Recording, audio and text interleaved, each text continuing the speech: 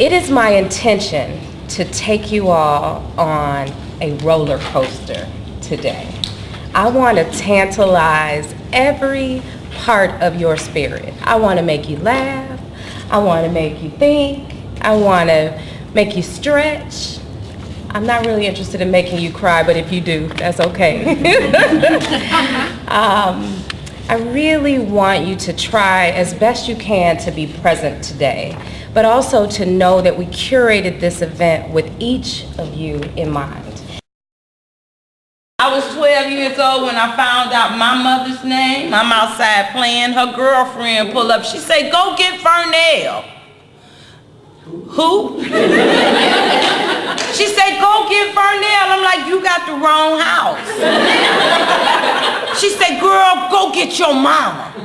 I run in the house. I'm like, "Mom, she asking for some lady named Vernell."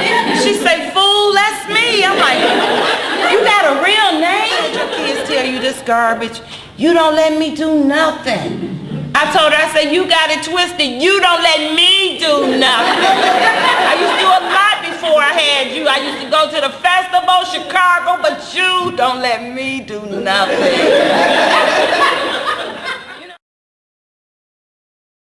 But for those of you who have ever sat in front of an advisor, the goal that they've always kind of nailed down to you is you got to grow that net worth figure, right? Count up all your assets, count up all your liabilities, and you want more assets than liabilities so that you have net worth. Now, a problem with that is that we have a tendency, especially as women, to equate our self-worth with our net worth, right? So I only have $1,000, so I'm not worthy. I've failed, right? So you can see how there's all kinds of problems with valuing our world just in dollar terms in your life. Net worth. Okay. We have a tendency to just sort of deal with that and then like eventually hit a breaking point where we're like, screw, you're out. But really, if we had investments in investment accounts and we were consistently losing money every year on it, wouldn't we be like, this has got to stop, We've been having conversations, calling the advisor, I think I'm selling this is crap, you would not have these toxic junk assets on your balance sheet for too long. You'd get sick of it. Relationships are the same way. So you really want to look at what is your return on investment on the relationships and the time and attention that you are investing in other people. Okay, secondly, let's talk about livelihood. This is the best word we could come up with to describe what's really a trio of concepts. The first these are the three things that lead to ultimate satisfaction, okay? The first is that you have autonomy.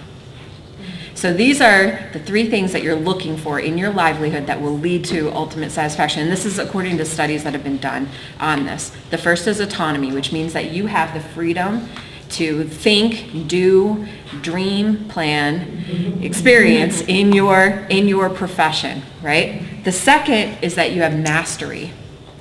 You have the ability to become a master of what you do. You get real good at what you know, right? The third is that you have purpose. You are working in the vein of your purpose. What does that require, though? That requires you to know what your purpose is, right? Then that's often the first step. Like, let's just figure out what the purpose is. What the hell am I doing? What's the point of what I'm doing? The point of my life, right? So sometimes that's the first step. But when you put those three things together, autonomy, mastery, and purpose, you get ultimate satisfaction, which becomes an asset on your balance sheet. When you are ultimately satisfied, that overflows. You overflow into all other areas of your life. It has massive multiplying effects. So, right? There are three different kinds of health. There's emotional health. There is physical health. And there is mental health.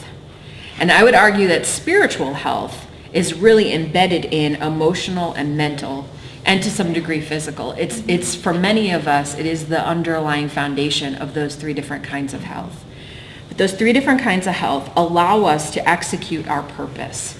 They allow us to identify our purpose and execute on it. Is that right? We are a composite of the 5 people that we spend the most time with. Yes, if you take stock of that, if you actually write down and account for the 5 people you spend the most time with, which may be your kids, your husband, your coworkers, right? Then you look at the characteristics of all of those people, you start to see them in yourself. And if you want to change yourself, one of the things you can do is change your top 5, right? So, I want to have you work on your personal balance sheet for 3 minutes, jot down some ideas, some thoughts you have, and then pair off and share. Okay?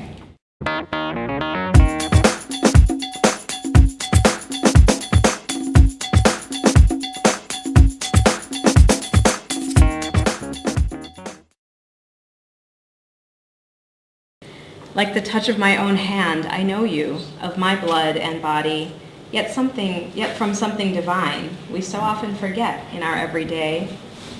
Within an ordinary pause, a dream so vivid, I wonder if I sleep, though my eyes stretch open, awed by the impossibility of you inside me. How do I contain you spilling out of my heart, each euphoric surge, pure, inspiring, flooding my being? This momentary oneness imprinted on my soul, a new understanding of love.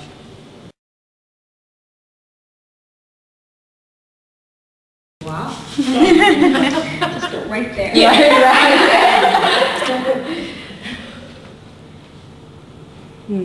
Okay, I'll start, I guess. I have a 15-year-old daughter, and my daughter is absolutely beautiful to me. However, there was a time when she had some self-esteem issues. And so we did talk about what this thing, power, is all about. And so I guess I can answer the question, and some things that I told her is, if you don't believe in yourself, if you don't love yourself, and you're listening to all this other garbage people are giving you, then you are giving away your power. Experience is recognizing I had a life that depended on me, and I didn't have what I needed emotionally, psychologically, financially, but I had the tenacity to keep him with me, and we were going to make it. And then all of these things happened, like going to school, moving up here, getting married. All these things happened, which thrust me into an environment that was so different from what I knew as a young person growing up. So what I want to say is that, it's not where we come from that determines or defines us, is where we want to go. Here's what I've learned about my relationship, is that I have attracted to me the very thing I needed in order to heal. Realizing that it's not actually 50-50, it's 100-100, that we're bringing 100% and they're bringing 100%, and we're not trying to complete something, we're actually bringing all of ourselves, right? And they're bringing all of them, and that's why we chose each other. And that part of it is, we're reflecting things, and that at the end of the day, I think the key is when we allow them to let us save ourselves. So, as I told you all, I was born and raised in Indiana. My parents, I'm a 70s baby. So my mother rocked the afro, right? She was like, my child will be born and know who she is as a person. She'll have a very, very good idea of just her self-worth, just as a girl, but then also as a black person, right? So my mother was the one who said, you will, recite this, you will learn all of these wonderful things about really our people before we ever came to the United States. And so for me, I walked into school feeling like I'm black and I like being black. You may have a problem with it, but I never, at a young age, had any sort of baggage about being a little black girl. In Indiana, you have public schools, there were private schools, and so early on, I went to a school in a predominantly white part of the city. And then it was when everything that my mother had really taught me started to be challenged. I can recall my first experience where someone said to me, my little friend in school, Cammie Smith. Cammie was blonde and we were best buddies. and she was having a birthday party. And I just knew, hey, I'm one of her top 5, right? I'm gonna be in the party. And she says, Kelly, I gotta talk to you. Can we talk? And I was like, what? You know, you're having a birthday party. She's like, my daddy said you can't come, right? We can be friends, and I can be friends with you at school, but we can't have black people over our house. And so I was like, well, dog, you know, like, oh, okay, Cammie, you know. And so in Indiana, we went to high school together, middle school, elementary, middle, and high school together. So that was the first kind of inclination that there were different social boundaries, right, when it came to race. And, you know, I think what we've learned today, right, is that we're all more alike, really, than we are different. So I want you to know her name, because she's a mother, right? So this is Sabrina Fulton, right? We know his name, but this is Sabrina Fulton, right? This is Leslie McFadden, right? The mother of Michael Brown. This is Esau Gardner, not Eric Gardner's mother, but his wife, but raising his children, right?